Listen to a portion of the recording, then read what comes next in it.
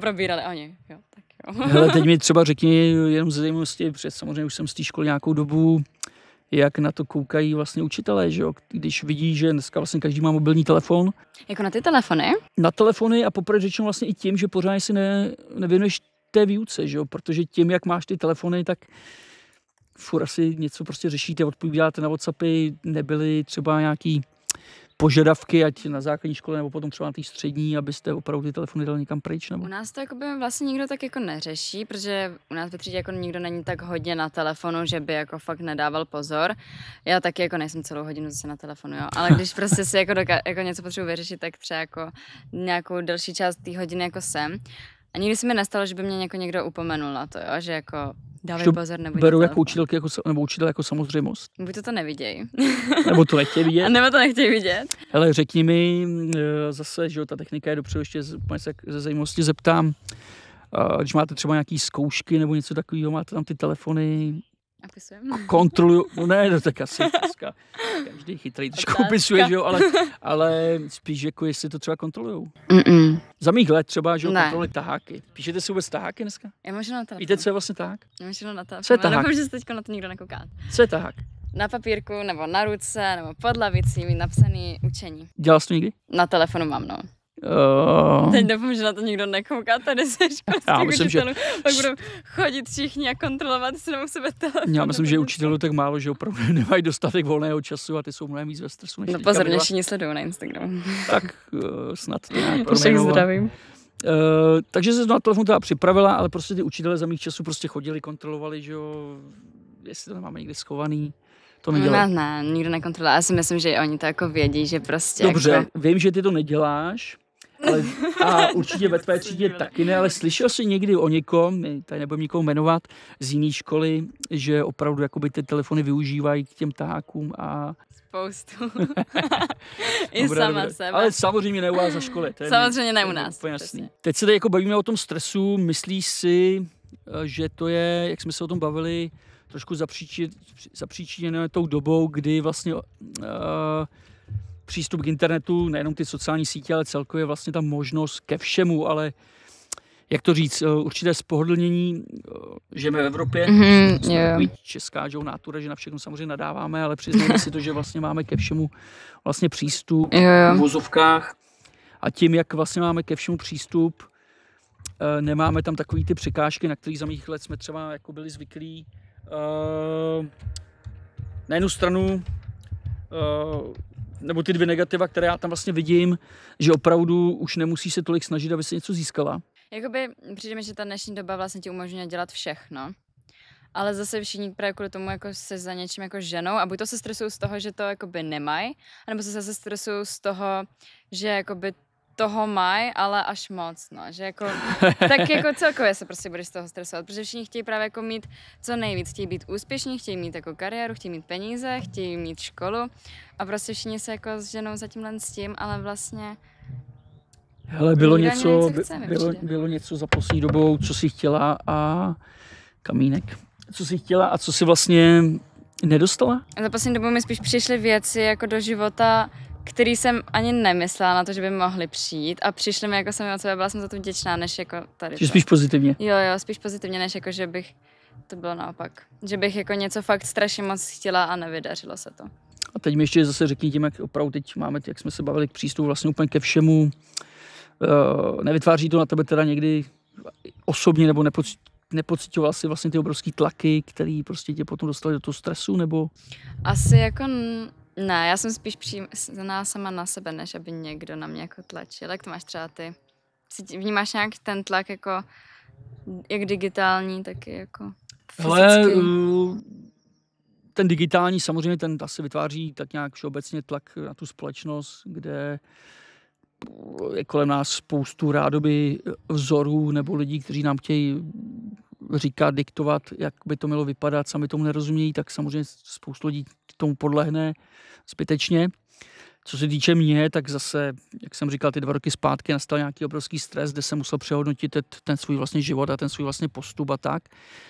A dneska se snažím, mě to aspoň přinutilo přemýšlet nad tím, co je pro mě důležitý, udělat si opravdu nějaký žebříček, prostě co musím dělat, co mě třeba živí, co mě baví a podobně. A potom vlastně, když tyhle důležité věci dám tomu nějaký čas, tak potom můžu ty další vlastně věci v tom žebříčku vlastně naplňovat. A to mi asi strašně prostě pomohlo. Jo, a pamatuješ třeba na nějakou jako situaci stresovou, která ti fakt jako udělala brutální stres?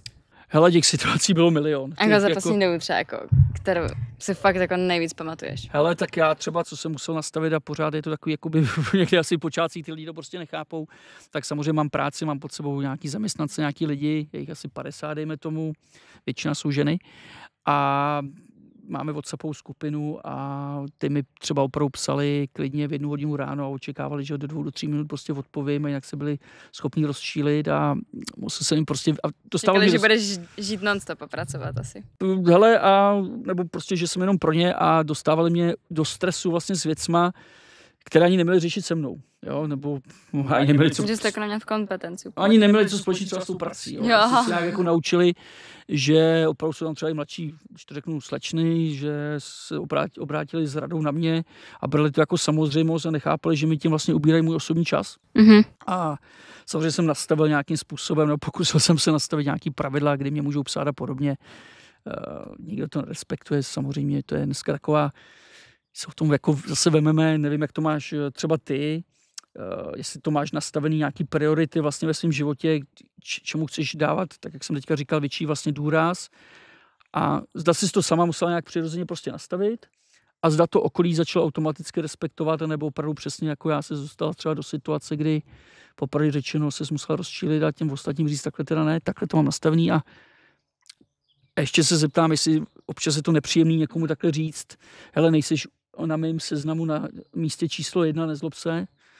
Co mi to ještě nikdy naštěstí jako asi nestalo. A já jsem taková, že bych to asi ani nedokázala jako říct tomu člověku, že bych si tam stejně našla to místo jako v těch spoustu věcí, které musím udělat. Myslíš jako, že prostě říct ne, že to je jakoby tvoje slabost? Nebo nejenom tebe, jako byla jako hodně, jsem nedokázala říct jako vůbec ne. Teď už jako to umím nějak, ale furt jako ne 100%, no, že jako... Hele, já jsem byl asi podobný, jsem takový trošku byl člověk, že opravdu, když někdo potřeboval pomoct, tak jsem se snažil prostě pomoct. A jednou jsem šel v metru, byla fakt zima, nějaká holčina tam prostě dávala letáky a dávala tam vlastně Metro časopis. A tam byl článek, že je prostě se naučit, opravdu je důležitý naučit říct ne. Jsem si ten článek přečet, že jo, a nevím, jak to máš ty, já jsem vlastně ty letáky bral, protože mi bylo ty holky líto, byla zima, že jo. Jsou tam nic moc, nebudem si nalhávat. A druhý den jsem šel a prostě jsem si řekl, hele ne, je to prostě, nemůžeš ty mít pocit viny za to, že ta holka tam mrzne. Ona si to vlastně vybrala, ať chtěla nebo nechtěla, samozřejmě občas je to trošku složitější, ale ty nemůžeš zajít život a ty prostě ten leták nepotřebuješ, máš to v kapse, stejně to o metr dál vyhodíš. Tak to byl takový vlastně počátek toho říct prostě ne. Jo, tohle z toho to začalo u tebe. Je to maličkost, nebo to bylo věkem. No, je to taková maličkost, ale aspoň se to třeba nějak jako mohlo formulovat tady, že jo? Hele, zase, ty jsi mi říkal, že ten problém tam prostě máš říct, třeba ne. Jsou určitě situace, když ti třeba přijde e-mail nepříjemný, prostě, že jako třeba ti někdo něco žádá, aby si někam šla, to by se třeba 2krát nechce, nebo ti napíše někdo na WhatsApp, pojď ven, nechce se ti nebo něco podobného.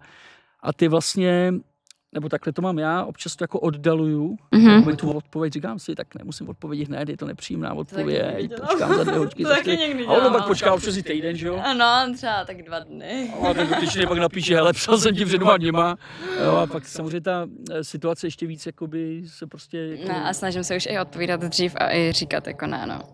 To už jsem se naučila. Vzpomněš si nějaký příklad, když jsi řekla ne? Obecně nepotřebujeme dotyčného člověka nebo nějakou firmu nebo něco. Řekla, je to teďka někdy? Já přemýšlím teďka, no, jakože, protože mě moc nic jako nenapadá. Z poslední doby asi ne, jenom jako těch pracovní jako nabídky, no. Že jsem jako řekla, že ne. Přišla ti někdy nějaká nabídka, kdy jsi říkala, tohle není pro mě a jakoby, ale zase na druhou stranu je to těžký, ne? Tak člověk dneska asi... Jo, to mi přišlo toho jako hodně, kdy jsem fakt odpověděla, že ne, že to úplně není ani moje cílovka. Ani bylo tam něco zajímavého, vtipného, obecně zase, co bys mohla říct, nebo se nespomeneš, já nevím. Jako asi vtipný spolupráce to úplně nebyly, ale že to třeba jako nesedělo k mý jako osobnosti nebo k mému jako kontentu, co zveřejňuji nebo tak. No. Tak ono ptám se, protože dneska, že jo, těch podcastů, že jo, je čím dál víc, na Instagramu těch lidí je víc, na sociálních sítích, takže je to strašně jako těžký, že jo, člověk se musí víc vohánět, dneska si každý myslí, že stačí pár minut tomu věnovat a proto člověk asi dvakrát přemýšlí nad tou nabídkou, jestli náhodou nedělá chybu. Hlavně jako přemýšlíš nad tím, jestli vůbec na to máš čas pak, jestli to vůbec stíháš, jestli ti to jako neuškodí, víš, i jako, aby ti to nějak neskazilo prostě jméno nebo tak. Odpočinek. Odpočíváš? Nebo to Ne. vnímáš jako slabost? Neodpočívám moc poslední dobou, ale jakože ráda bych se odpočila, ale jako vnímám to někdy jako prokrastinaci, ale když vím, že si chci sama odpočnout, tak to prostě beru tak, že si jako odpočívám.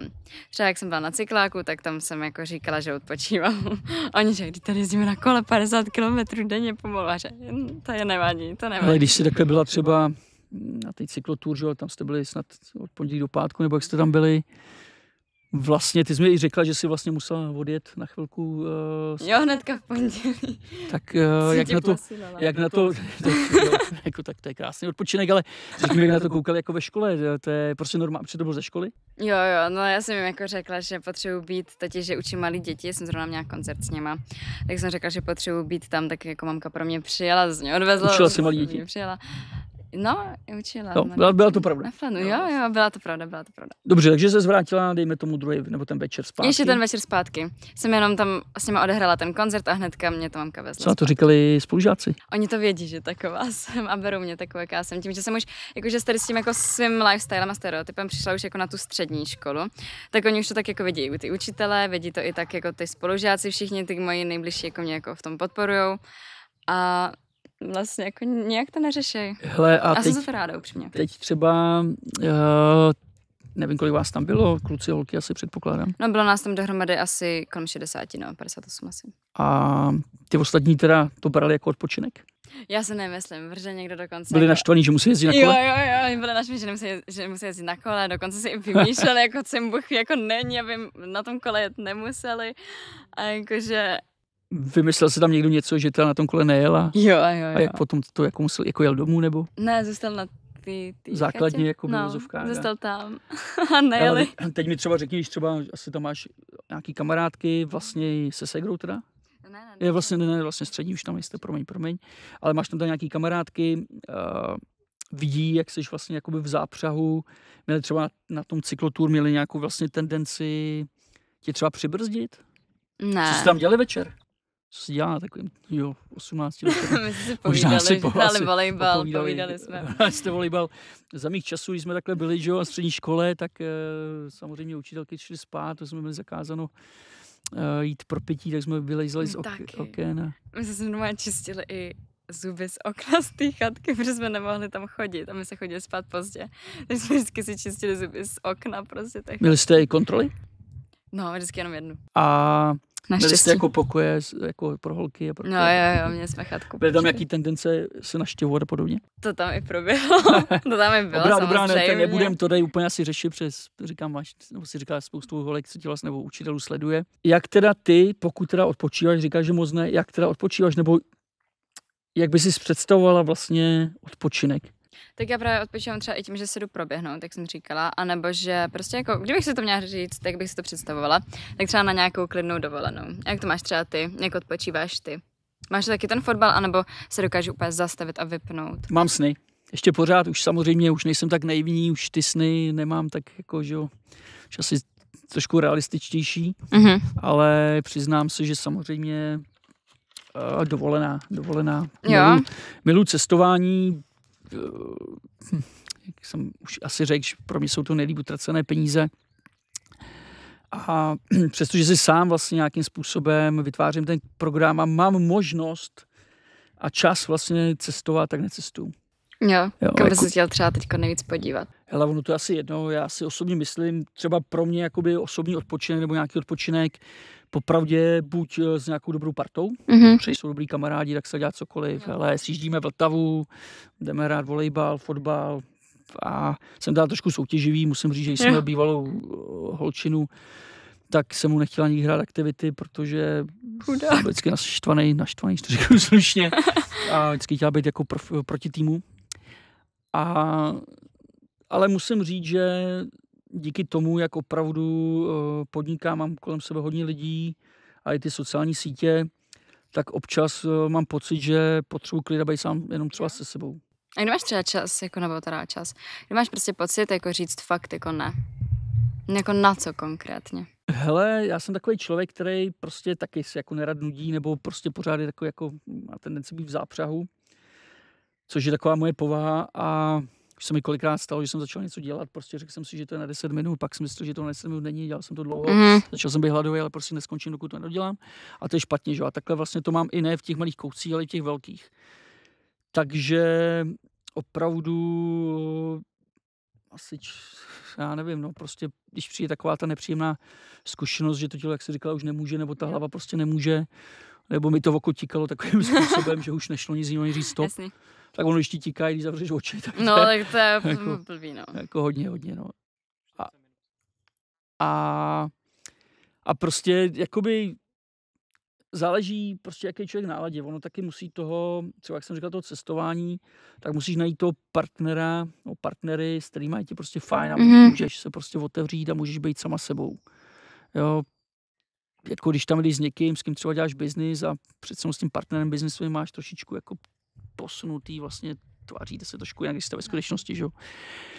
A s tím člověkem pak máš někam vyjet, tak se neuvolníš, že jo. Jo, to samý si třeba byla, že jo, na Miss Universe, to všude plápola, že jo. Jo, teď to je všude. Teď samozřejmě si mi říkal, že jste tam byli nějaký kamarádky, asi 2, ale pořád jste na Miss Universe a pořád vlastně víš, že ti vlastně někdo sleduje. Když si tu chvíli odpočinout vlastně nemůžeš. Jako teď momentálně? Třeba když jsi na tom Miss Universe, jo, tak tam vůbec, jestli třeba vlastně... Tam není ani čas, tam prostě furt něco jako děláš, furt tam jsou nějaký jako programy, akce, tam na to vůbec není čas jako si odpočinout, tam prostě jsme spali jako 3-4 hodiny denně, jako jo, za tu celou jako dobu. Jako tam to bylo drsný a prostě ještě jak tam se s těma holkama, tak si chceš jako potom pokecat, když za ten celý den jako si jako nepokecal, že jo, takže tím pádem jdeš spát ještě díl, jako ten čas tam není na to si odpočinout. Hele, zase, bral to tak, že kdyby, jako, no, nevím, jestli si pocitovala třeba, tam se byl asi týden, že jo, na tom Miss Universe, jako nějakou únavu. Pocitovala jsi nějakou únavu? Já jsem přijela domů a spala jsem 20 hodin v kuse.